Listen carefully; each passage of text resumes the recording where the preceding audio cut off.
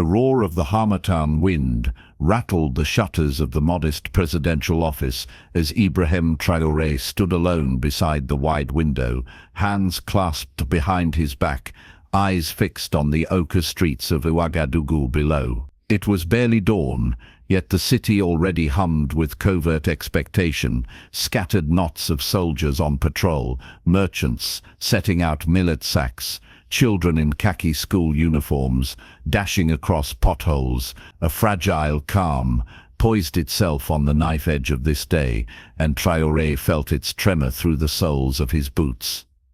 Something was coming. He tasted it in the dry air the way a hunter tastes a coming storm. A soft knock, then Lieutenant Cambou eased open the door. "Mon Président, the foreign journalist is setting up in the courtyard. His crew arrived at 5. Traoré nodded once. "Keep them far from the operations room, and make sure the interpreter has a direct line to me, not to him." Cambou saluted and disappeared, leaving the faint scent of gun oil. Traoré exhaled. Foreign press visits were nothing new, but this one, this white-skinned reporter with accolades from London to Washington, carried a particular scent of intrigue. Intelligence from a friendly attaché in Accra had arrived overnight. The man's mission was less reportage than sabotage, armed with leading questions, hidden earpiece instructions, and an agenda backed by Western financiers, displeased by Burkina Faso's pivot away from old patrons. Traoré left the window and crossed to his wooden desk.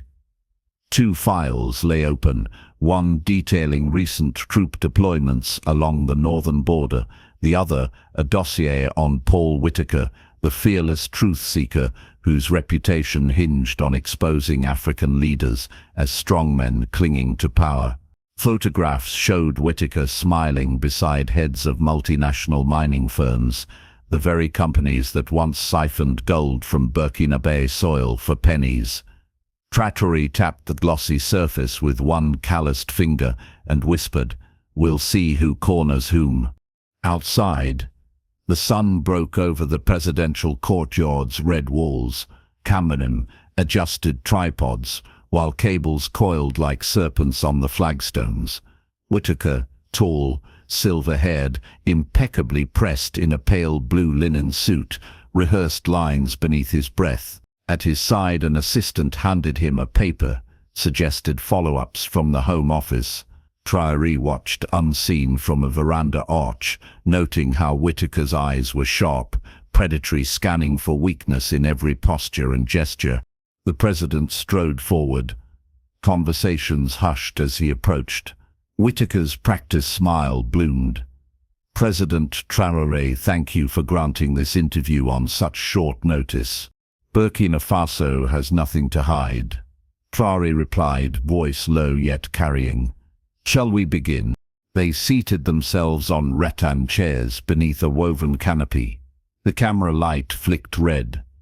Whitaker launched softballs, development statistics, anti-terror operations, gauging rhythm, measuring distance like a fencer in the opening bout. Traoré answered with concise clarity, citing villages rebuilt, irrigation ditches dug by army engineers, alliances forged with neighboring Niger and Mali to squeeze insurgent supply lines. His tone remained calm, but his mind traced the unspoken lines beneath Whitaker's words: incompetence, militarism, isolation. The journalist's smile thinned. "Some critics, Mr. President, suggest your government's suspension of certain foreign NGOs signals an inward turn, perhaps even paranoia. Are you afraid of external scrutiny?" Traoré leaned forward, palms open, the posture of a teacher addressing a misinformed pupil. "We suspended organizations proven to channel funds to armed groups. Transparency requires vigilance, not blind hospitality." Whitaker's nostrils flared. He pivoted. "Yet your security situation deteriorates. Reports indicate villages emptied, roads unsafe outside the capital." "Reports from where?" Traoré asked gently. Whitaker blinked. independent observers. Observers flown in for 48 hours, never leaving air-conditioned hotels. Traoré let the question hang. In the camera's silent gaze, Whitaker's confidence wavered a degree.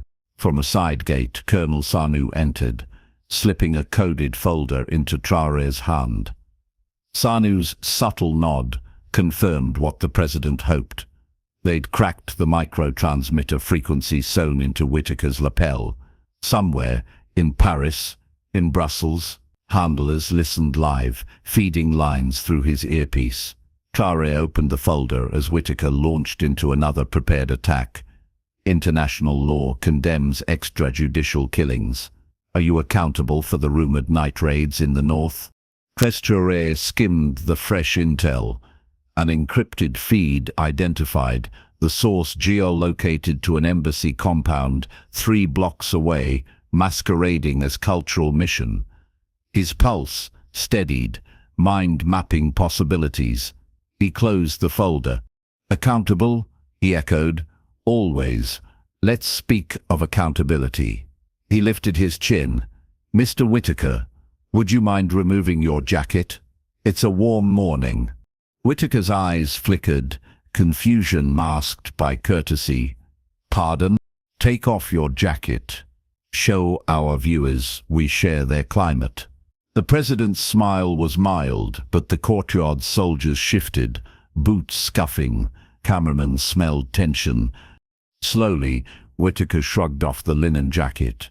Underneath, a slender black rectangle glinted near his collarbone.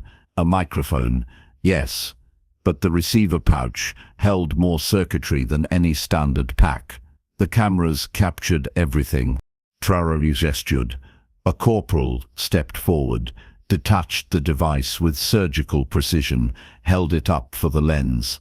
Our guest appears wiretapped, Traoré said evenly. Would you care to disclose your remote collaborators? Whitaker's face drained of color. I am not aware. Traoré rose. The interview was no longer conversation, but trial. Burkina Faso welcomes open dialogue, he said to the camera, yet covert manipulation is an affront to sovereignty. He turned back to Whitaker. Who feeds you these accusations? The journalist swallowed. Sweat beaded at his temple. My producers ensure journalistic standards. Producers who sit inside a foreign embassy. Traoré's question cracked like a whip. Gasps from crew. Even birds erupted from the jacaranda trees. Beyond the walls, sirens wailed. Colonel Sanu's voice crackled through an earpiece. Units deployed. Embassy perimeter secured. Traoré signaled subtly. Proceed.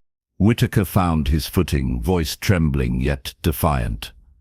Mr. President, this display proves my point. Intimidation, military strong-arming. Intimidation is broadcasting lies to undermine a nation's fight for survival, Traoré replied. He turned toward the nearest camera, inviting millions to witness. Let the people judge. A commotion at the gate. Dindanis escorted a man in a diplomatic suit, wrists looped by plastic ties, the embassy's cultural attaché, caught operating the transmitter hub. Papers seized from his satchel fluttered in the wind. Cue cards for questions never asked, drafts of headlines pre-written. Burkina strongman cracks chaos in Sahel. Whitaker's shoulders sagged. The plan lay naked. Entrap the president in an angry outburst, splice footage into a condemnation piece, sink international support, open doors for resource-hungry investors to demand concessions in exchange for goodwill. Now the scheme unraveled live, every thread pulled by its intended quarry. Traoré dismissed the cameras for a recess. Off-air, he approached Whitaker privately. Why do you sell your craft so cheaply? He asked, not with scorn, but mournful curiosity. Whitaker's mask slipped. Exhaustion aged him 10 years. The story was bigger than me, he muttered. Sponsors, editors. They want a villain. Traoré nodded. They forget a people's dignity is not for sale. He motioned for water. The two men drank in silence, cicadas buzzing overhead. Then Traoré spoke again softly. You can still tell a story, tell the truth. Whitaker met his gaze, something raw flickering, regret, or the stirrings of courage long buried. He said nothing as aides guided him to a shaded alcove. No one blazed. The president summoned his war council. Intelligence maps littered the conference table, insurgent sightings, mercenary bank transfers traced to the same corporate consortium backing Whitaker's network. The line between media assault and armed destabilization blurred to transparency. Traoré's eyes burned with resolve. They aim to brand us incompetent, then bleed us, he said. We answer on both fronts, words and deeds. Orders flicked like knives, expose financial trails, tighten border scans, release vetted footage of army-led humanitarian convoys. A special directive to the Ministry of Culture. Invite local journalists to broadcast unedited coverage of the afternoon's resumed interview. Let Burkinabe voices judge foreign narratives.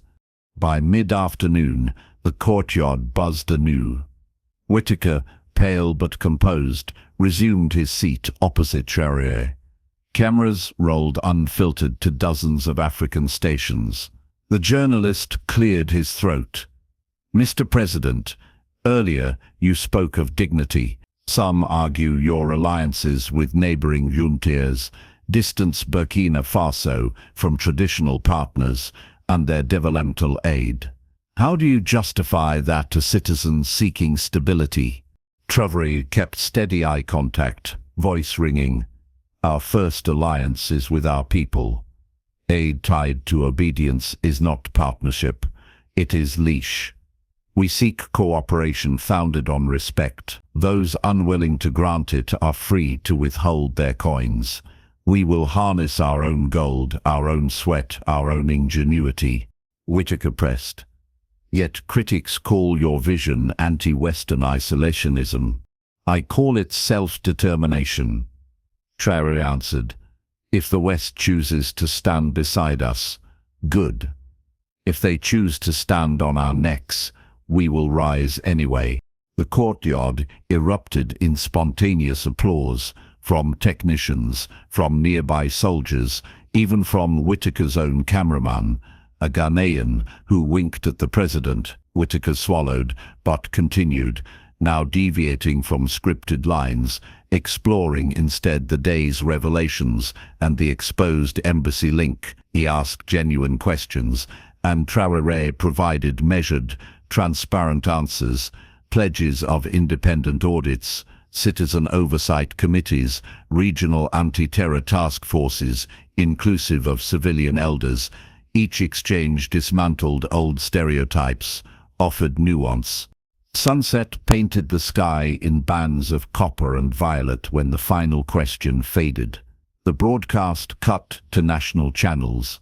Traoré rose, squared his shoulders, and stepped onto a podium hastily erected under the flagpole. Before him gathered ministers, soldiers, artisans, market women.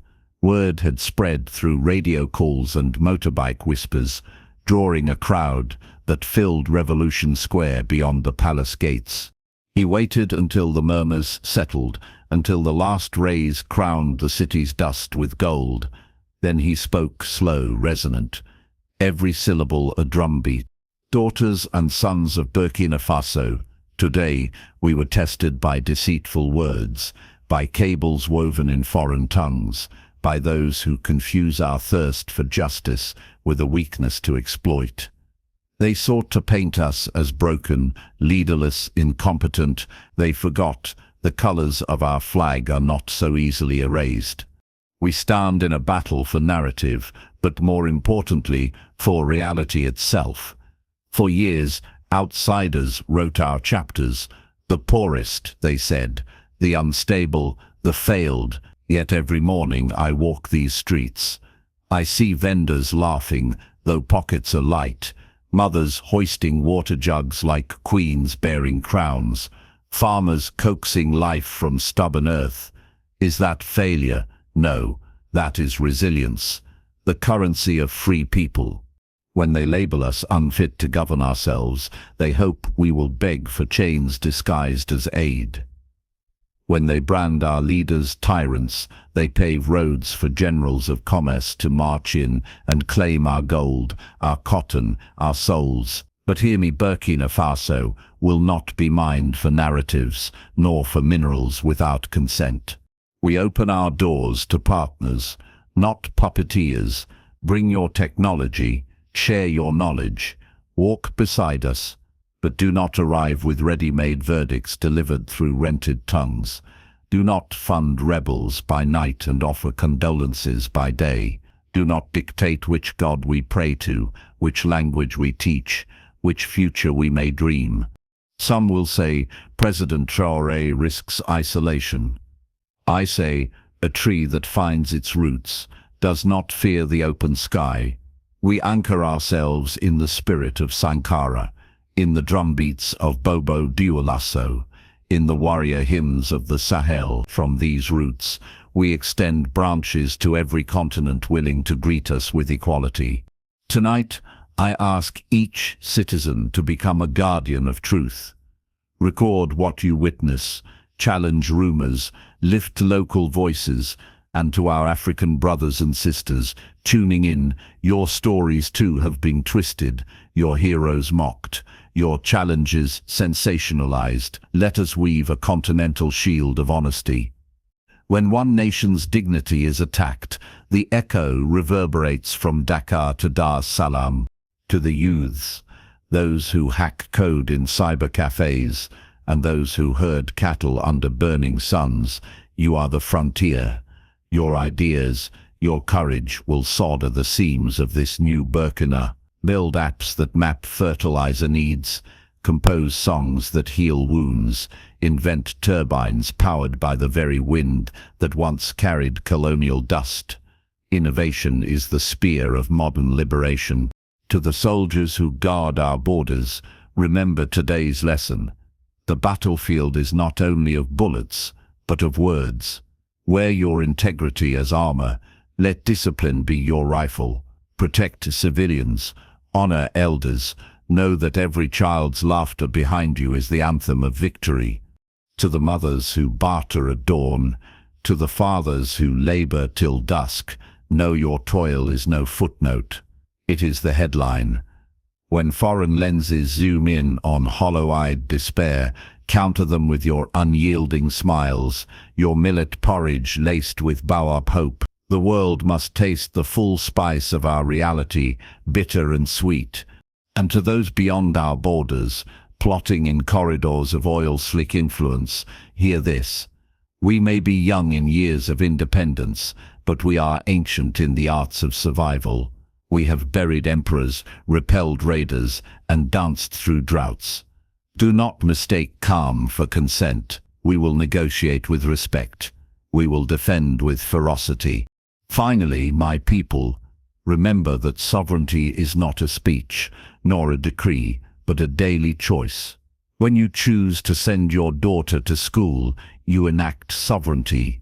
When you refuse a bribe, you strengthen the republic. When you share the last ladle of two with a hungry stranger, you declare that no propaganda can divide us.